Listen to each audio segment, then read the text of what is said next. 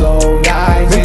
Milo team lao tiu ngā tī a tī tī chōပြောမြောက်မယ်အမှန်ဆိုတာပြောမိပြန်ရင်လည်းကြိုက်တဲ့လူတွေဘေးနားထိုင်ဝိုင်းပြီးတော့ဒေါ်ပေါ်မယ်ဘွားဆိုတဲ့မြေထဲမှာစင်ကူသူများနီးတူငါရောချောက်မယ်ငါအလိုရှိတဲ့ຢာထွက်ပေါ်ဖို့လိုအပ်လာဆိုရင်လည်းလိုက်ထိုက်တဲ့ငါလိုက်ပြီးတော့ပေါ်ရအောင်မယ်